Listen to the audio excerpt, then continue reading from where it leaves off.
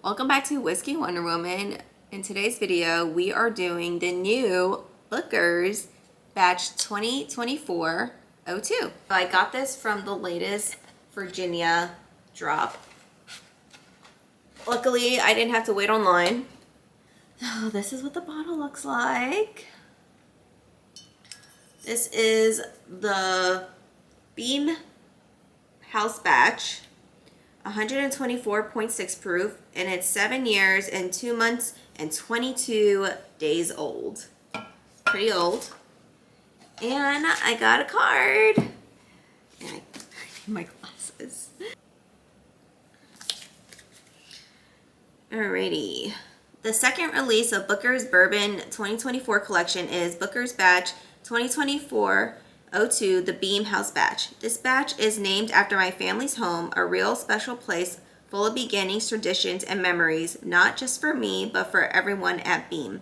I grew up just around the corner and lived next door for years before moving in after Dad passed away, the Beam House.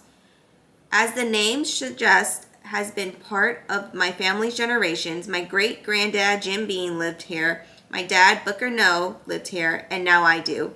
It's just kind of the way it goes in our family. We've always spent a lot of time here together, whether it's for Sunday dinners, drinking bourbon on the porch, or doing tastings for batches of Booker's. Back when I lived next door, I used to walk across the yard with samples from the plant so Dad and whoever else was lucky enough to be there could gather around the kitchen table and taste them over some barbecue. Booker loved to entertain and always wanted to bring people through the house. Lord knows how many people have been here over the years. Friends, neighbors, business partners, employees. Everyone's welcome. Dad loves when people would stop by and come on out back for a drink. And now it's a tradition I'm proud to carry on. In this batch, I've tried to capture some of the joyful memories I've made in the Beam House for you to enjoy at yours. Fred No, Beam family 7th generation master distiller. That's sweet. So I don't know if you can see, but this is the batch. I hope it focuses. There you go. So you can pause and then read the batch.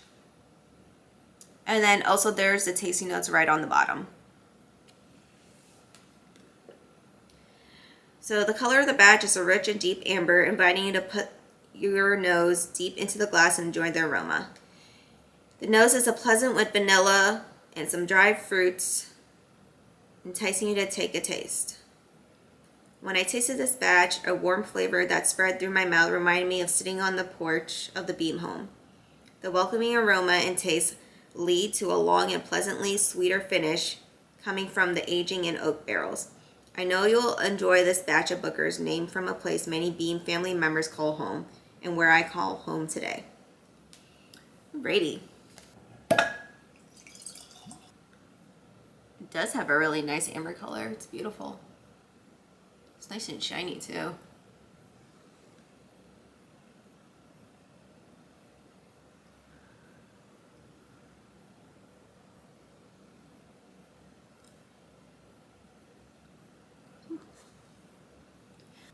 I know on his card he said that there are vanilla notes, but I think I'm getting more like berries. It kind of reminds me of berries and cherries mixed in like caramel. I need to let it air out. I get deep flavors of oak. I do get the vanilla. I get this like high cologne smell. And I do get a ton of like toffee notes. The aroma is just overall just very aged and well caramelized. But there is a nice, I would say, cologne aroma that balances out the sweetness. So it's not just too sweet and it's not very dessert-like.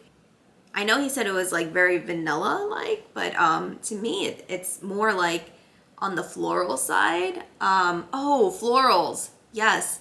Oh gosh, I just had it. Oh God, it slipped my mind. It'll come to me. All right, I'm gonna go in for the taste now.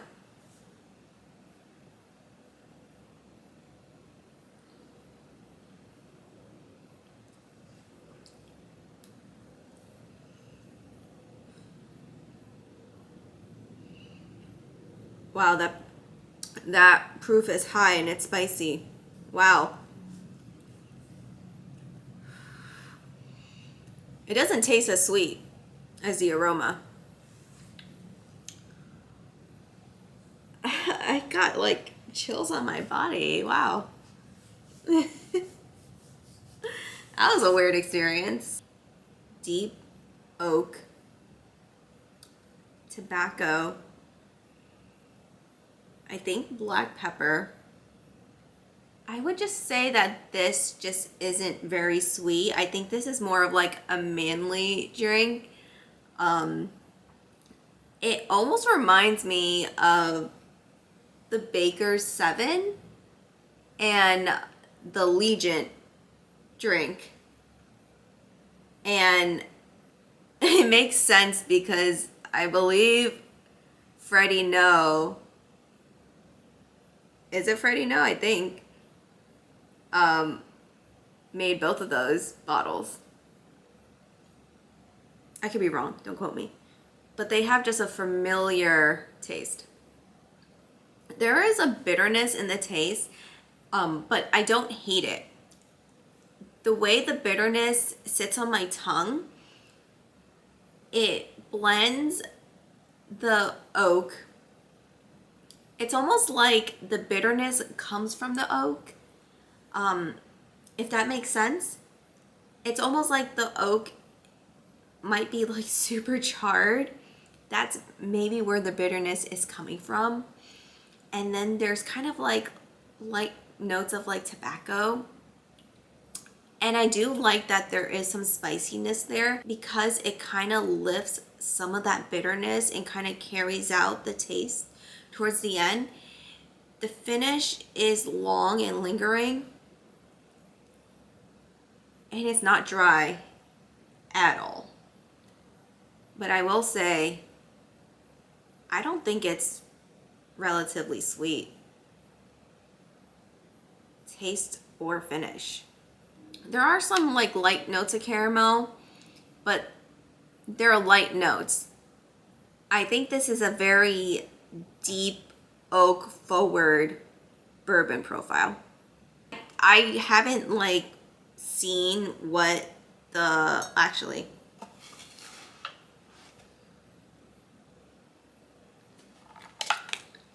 he said pleasantly sweeter finish coming from the aging oak barrels. I would say the finish was light and present. To me, it didn't resonate as sweet. But because he probably drinks a ton of bourbon, this probably is sweet to him. To me, I think there was a tiny bit of like a bitter finish because there is a lingering bitterness still on my tongue right now. The nose is pleasant with vanilla and dried fruits. Okay, I did get the dried fruit parts. So he was right that he did put dried fruits. I thought he only put vanilla, but he did put dried fruits. I still don't really get vanilla. I think for my taste, someone who really likes charred oak barrels and like bitterness, I think you would really, really like this bottle. It's both spicy and lingering to me. That's my review on Booker's Beam House Batch. Let me know if you tried it. I paid $90 for it, which I think they're raising the price on the Booker's now because I think they used to be like around $70 to $80. So let me know how much you're paying for Booker's now and let me know if you tried this batch. I'll see you in the next video. Cheers.